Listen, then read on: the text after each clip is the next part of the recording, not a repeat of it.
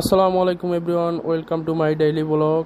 আশা করি আপনারা সবাই ভালো আছেন। আলহামদুলিল্লাহ আমিও ভালো আছি।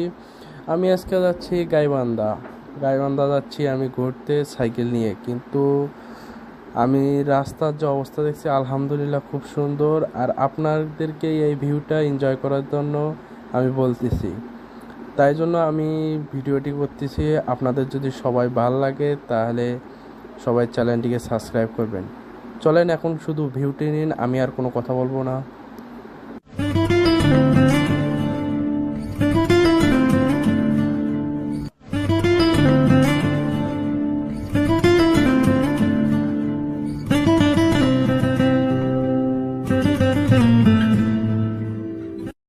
হ্যালো বন্ধু, আমি বলতেছি যে আপনারা যারা গাইবান্ধায় ঘুরতে আসবেন, গাইবান্ধার ভিউ কিন্তু ভাই অসাম।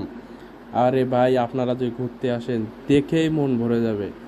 আর কিছু, আমি যে রাস্তাটা ভিডিও করতেছি সে ভিডিওটি হচ্ছে আমি তিরময়তে ভিডিওটা করা শুরু করেছি।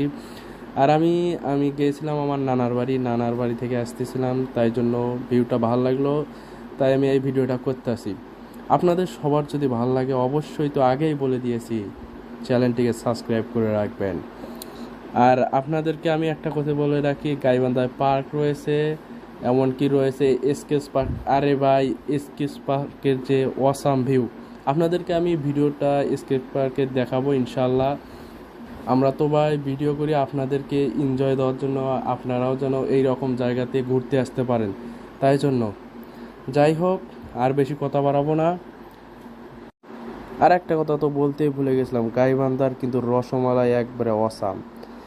আপনারা সবাই গাইবান্ধাতে ঘুরতে আসবেন এবং রসমালাই খেয়ে যাবেন। আল্লাহ হাফেজ।